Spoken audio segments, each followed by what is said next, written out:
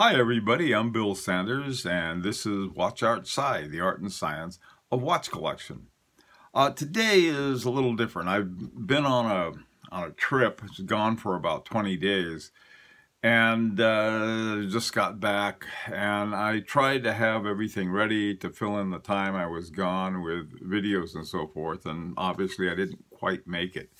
Anyhow, to get back on track, obviously this is not the Friday video and it's not the regular Sunday review video. Instead, what I want to do is that I'd like to have talk about these things now and then at 4 o'clock, which is 4 p.m. New York time, which is 9 p.m. Greenwich Mean Time, 10 o'clock for, I guess, Geneva time. So here's the plan. I'm going to talk about some of the new things in the Grand Prix d'Horlogerie de Genève. Why is the Grand Prix important? I think it's important because here you have these watches that are judged by experts in all these different aspects of watchmaking. Most people I know say, wow, there's politics involved and so forth, including some of the judges. But I don't know of anything that is a better resource for saying, okay, we're going to look at these watches, and these are the best of the watches. And so I tend to use it. And then I can always, look on my own. It's not that says if they say this is the best, that doesn't mean that, God wrote it. Okay, so 2018 is very different in many ways. Some good and some, I think, very bad, and I'll get to that in a second. But what I'd like you to do is to take a look at their website, gphg.org. That's the Grand Prix d'Horlogerie de Genève. Look at the 2018 rules, and you'll see a number of changes that they've made. Okay, and the idea is to make this more, I guess, universal, not just Swiss, not just Richemont or any other one brand. Some of the people who have won, including Philippe Dufour, F.P. Journe, are now included in the judges. I think this is the first time I've seen F.P. Journe as a judge. He's won so many things, I think they got tired of him winning and said, well, if we make him a judge, he's ineligible. But speaking of which, I got my F.P. Journe Souverain, what's it called? Chronometry Souverain on right now. This I took on my trip with me, and my other watches are still in the safety deposit box, so I'll get to those later. Okay, so let's take a look at the categories that they have for the winning, and a couple of important dates. First of all, on July 16th, they're going to announce all of the entrants, all of the watches that have entered. And at that time, this is when the Grand Prix pick begins. Last year we had people pick what they thought were the best watches and then which ones would win and so forth in each one of the categories. And we had two prizes. The first one was in September when they announced the pre-selected watches, and the second one was announced when they had the actual winners. Now, and that would be in November. However, July 16th is important because the sooner you get your entries in, the sooner, if there's a tie between you and somebody else, the one with the more recent entry wins, period. Also, too, I think there's another rule change that's a little different this year that we're going to have, is that once you've entered, there's no changing. They're going to get locked up. I'm going to put them on a spreadsheet, and even if you change them somehow, I'm going with a spreadsheet. So this will make it fair, too. So between now and July 16th, you have some time to take a look at the watches that were, what they say is commercialized between March 2017 and October 31st, 2018. Okay, so that's a sort of a, it gives a little fudging back to 2017 with some watches that came in then, and then most of, I mean, all the way up to November of 2018. All right, so let's take a look at the categories that they have. First of all, they have the ladies categories. And these are women's watches comprising of the only indicators that they have are hours, minutes, seconds, date, power reserve, classic moon phase, and may be adorned with a maximum of 8 carats of gem settings. Okay. They used to say, well, this is okay to include quartz watches here. This time they didn't, which is going to be interesting. The second category is ladies' complications, and I've seen some really fantastic stuff in ladies' complications. This is where companies like Agenhor and some of these other really top-notch specialists in watchmaking have some of their movements in these watches.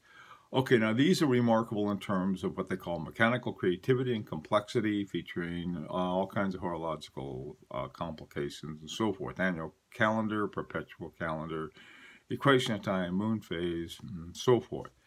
Okay, next are men's. Now, this, by the way, this is the winner of the 2005 Grand Prix men's category, my Chronometry.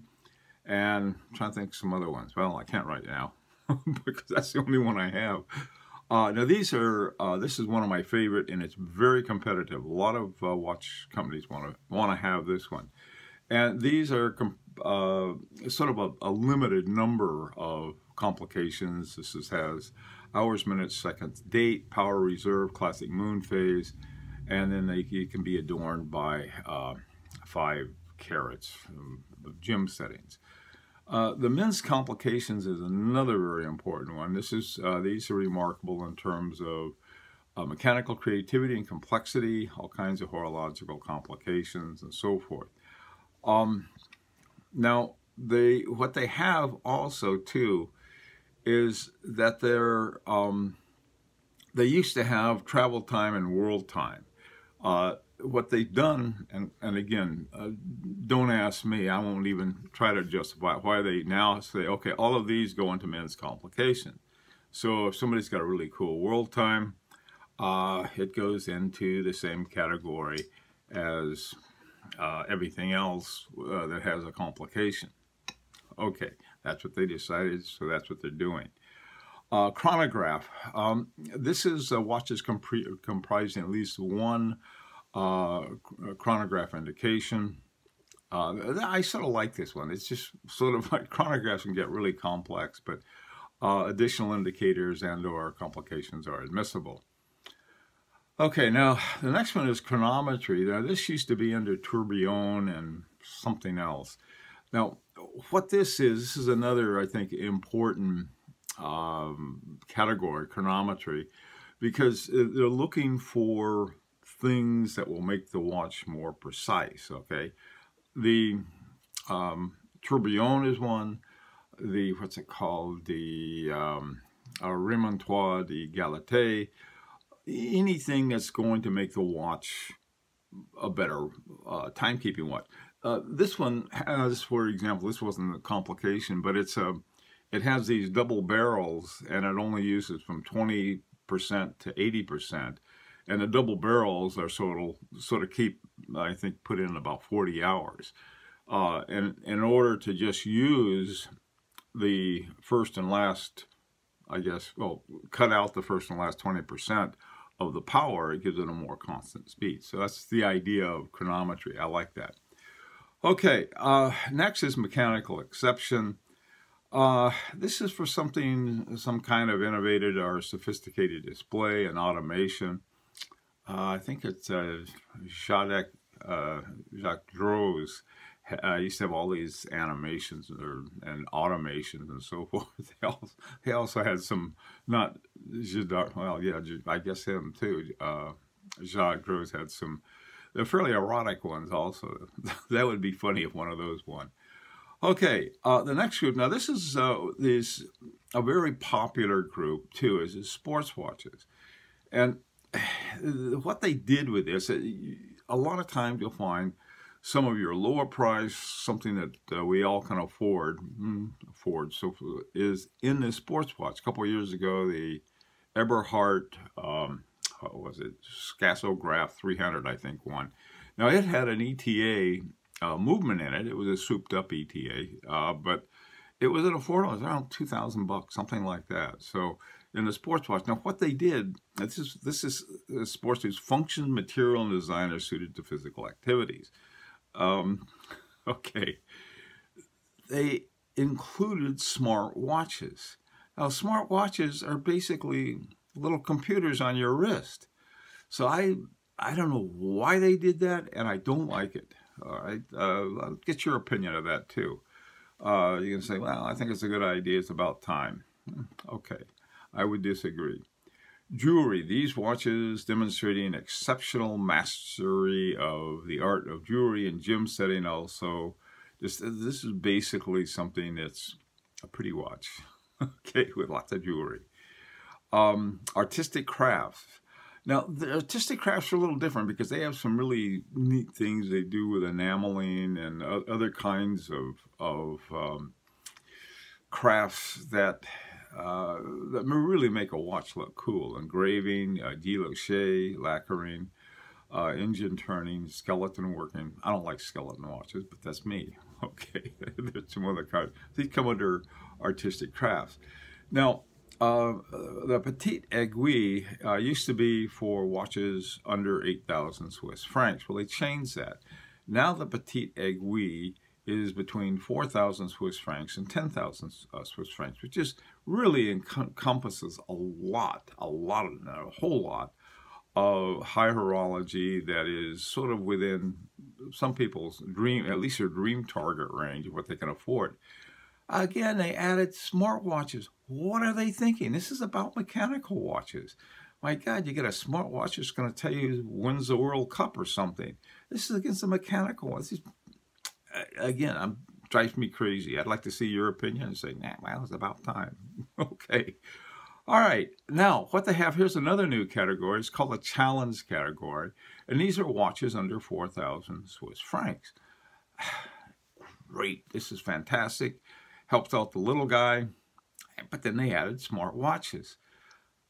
I wish they wouldn't have done that. I wouldn't have minded at all. They say, look, we got a new category. It's called the smartwatch category. The best smartwatch wins.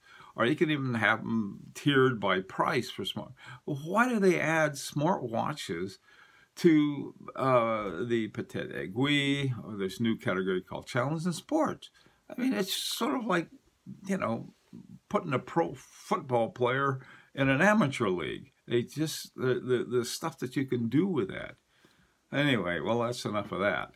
Okay, so here's what I'd like you guys to do, if you would. At 4 p.m. New York time, 9 p.m. GMT, I'm going to have a live stream. Okay, now it's going to be for a half hour, and I'd really like to get your feedback, your thoughts, and so forth. And let's see, you know, first of all, do you think that the Grand Prix d'Horlogerie is worth it? In other words, is this really worth having something to really, the Oscars of watches really does what it should do? My wonderful Beauvais, this was, I think Beauvais put in 6 entries, 4 of them made the final, the first cut, but none of them won. Okay, I say, well, what do those guys know? My Beauvais should have won. Rolex doesn't enter them at all, but Tudor does. So take a look. Go to gphg.org and take a look at the watches. Not the watches, but the rules and the categories and so forth. And you might want to look at previous winners and so forth. And so when we have our 4 o'clock live streaming, you'll be informed. Okay? All right. So for now, I'm back. I'll be back on a regular schedule. For those of you who want to have your collection reviewed, please send them in to williebegood@att.net, and I'll have a look at them. And so until 4 p.m. New York time, this is Bill Sanders for Watch Outside, the Art and Science of Watch Collection.